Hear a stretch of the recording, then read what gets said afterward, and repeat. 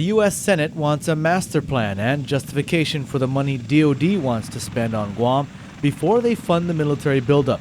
The governor's office is confident that DoD will produce this master plan, and they are confident that the Guam military buildup remains on track.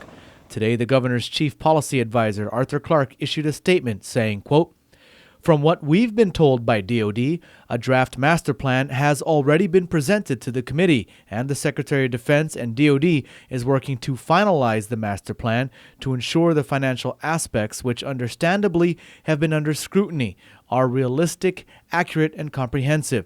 We are confident that the buildup remains on track, although we believe the old timelines are just unrealistic as everyone expected," end quote.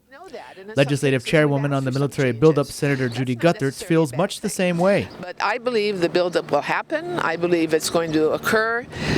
It may be a little different in terms of how big the footprint is. It may be a little different in terms of the time span, but it's going to happen. In fact, Guthertz has just received a letter today written by Assistant Secretary of the Navy Jacqueline Pfannenstiel on June 9th in response to some questions Guthertz had asked previously with regards to Senators John McCain and Carl Levin's recent proposal for a scaled-back and more cost-effective Guam buildup plan. In her letter, Pfannenstiel acknowledges that they will have to work with the Senate to address all of their financial concerns, but says that, quote, "the U.S. government remains committed to the relocation of Marines from Okinawa to Guam," end quote. The Assistant Secretary of the Navy also states in her letter that Japan has assured the U.S. that they remain committed to the movement of Marines despite their triple disasters.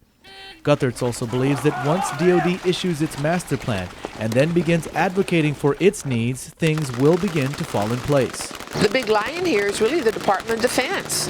Once the Department of Defense says this is our master plan and this is why we need this change and this buildup, and this is why this agreement with Japan is important, the political leadership is going to have to respond to that. They just cannot dismiss the military mission.